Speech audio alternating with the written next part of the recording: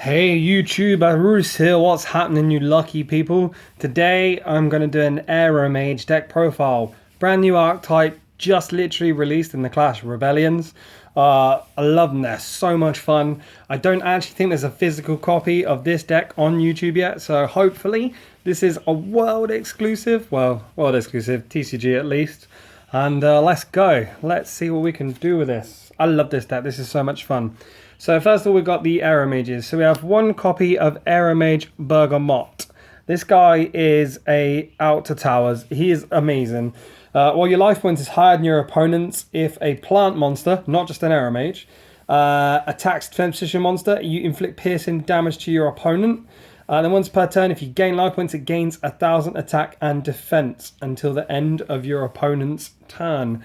So you can lone fire straight into this guy with Aroma Garden on the field. That Towers will put it down to 19. Aroma Garden will increase it by 1,029, and then it gains 500 anyway. It's incredible. Boff, boff, boff. See you later, Towers. Then we pay 2 copies of Aroma Kananga. This is basically whenever you gain life points, it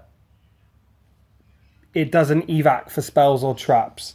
And also, while your life points are higher, all your opponent's monsters lose 500 attack and defense. So that's pretty sick. It's really good on the end phase. If you've got the trap card, Humid Winds, you can activate it, gain 500 life points, return their set spell or trap card on the end phase, and therefore, you know, you can completely stop all their plays. Then we played the attacking card, 3 copies of Aromage Rosemary. This card is sick, 1800 base attack. This is what you're talking about. While your life points higher than your opponent's, if a plant monster you control attacks, your opponent cannot activate monster effects until the end of the damage step. This is such a good effect. You know, if you got any cards, maybe if you're fighting down a Utopia, bomb, Utopia's dead.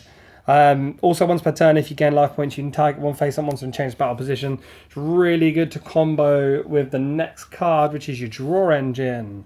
Aromage Jasmine, 3 copies of. Look at this little cutie. Oh, hello. Her stats are pretty lackluster, but she's got a good ass. If your life points is higher than your opponent's, you can normal summon another card. So you can summon a Jasmine out and then normal summon a Rosemary. Activate Garden, draw a card, and then switch Jasmine to defense. Rosemary will go up to 2,300, and then Jasmine will go up to 2,400 defense as well, and you get to draw a card. It is once per turn, but it stacks as well, so if you've got 3 Jasmines out and you gain 500 life points or whatever, you draw 3 cards. This can really overwhelm your opponent really quickly, to the point where you've got so many cards and they can't even buy it. That's your Aromages. Just for, you know, generic cards now, we've got 1 Ghost Ogre and Snow Rabbit. I'll be playing 2 when I get my second, but for some reason it's really gone up all of a sudden. 2 of this wonderful beast of a card, Duragetto. I'll be playing a 3rd of this when I get it. During either player's battle step, you can special summon it. You gain 1,000 life points, triggering all of these guys' effects off. And then you can also tribute it during damage calculation to increase one monster by 1,000. So good, can be done in either player's turn as well. 2 copies of Lone Fire Blossom. Again, I get a 3rd when I actually get a matching one. I'm not playing a common one to do my head in. This is basically a rota almost to literally any plant card in the deck.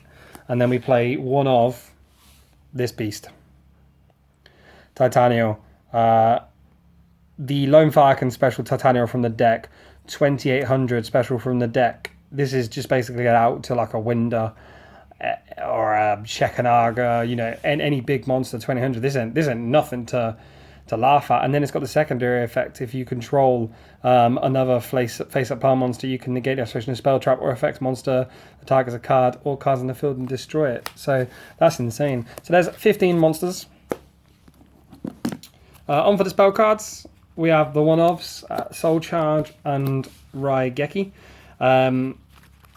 Enough really said. The Soul Charge is there just to bring back maybe a Lone Fire to go into some more plays for the Titanial, or maybe even just to bring the Titanial back. Or maybe if you've got 2 or 3 Aromage Jasmines in the grave and you want to draw 3 cards, one at Soul Charge 3, pay 3,000, draw 3 cards pretty much. Then we play 3 Magic Planter. You'll see why this is pretty apparent when we get to the actual traps. 3 Mystical Space Typhoon. This is just a filler, I think. I'm probably going to change this around to maybe a couple of Terraformings and leave an MST in there because the next card is really important. 3 Aroma Garden. This is basically the core to the deck. Once per turn, if you control an Aroma monster, gain 500 life points. Also, all monsters you control gain 500 attack and defense. Not just like the Aroma mages, but all monsters you control. Even if a card leads the field, if face Aroma monster you control is destroyed by battle or by card effect sent to graveyard, gain 1,000 life points. This is basically combo to a lot of your cards. Onto the traps. 1 Bottomless and 1 Warning.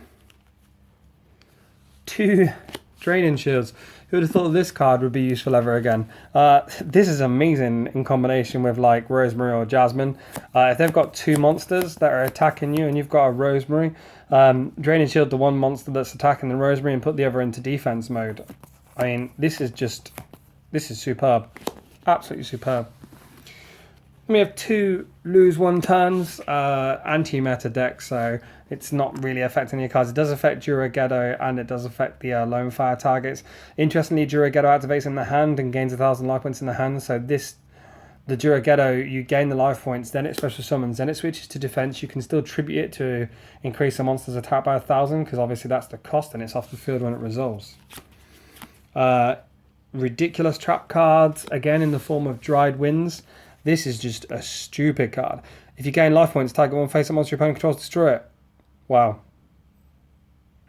Okay.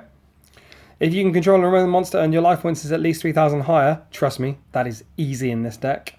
You can pay life points equal to the difference and destroy face-up monsters your opponent controls whose combined attack is less or equal to. That's insane. Master Regeki in your opponent's turn. Yes, please. And Moist Winds for Rob. Rota for every single card. Pay 1,000 life points, add a random monster from your deck. If your life points is lower, gain 500 life points. What? What? Amazing. Then for the last trap, triple Fiendish Chain for obvious reasons. So you got 3 chains, 3 winds, 2 dried winds, and 2 loser turns that are available for the Magic Planter. Hence the triple Magic Planter. I normally wouldn't play that many. That's 40. Now for the extra deck, we have one number 49 Fortune Tune. Obvious reasons, gain then left points. 2 Melee of the Trees. Now I normally don't play 2 of these. These are actually not supposed to be in here. They're going to be in the other build, which has the Dandelion and the Cranes. But these are good for a reason. I couldn't think of anything to replace them with, so they'll just go in there for now.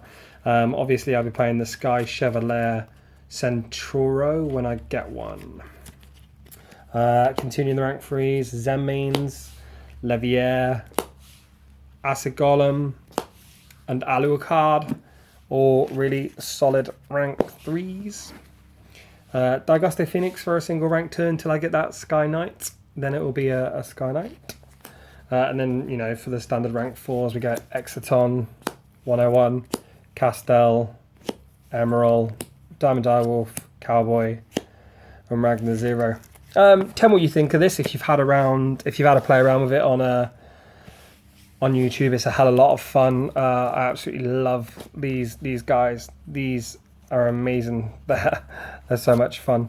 Tell me what you think of them. This is probably one of the most fun I've had with a deck. It's a solid tier 2 deck. I know it's not going to compete with Shadows and the like, but hey, thumbs up if you like, comment, and subscribe.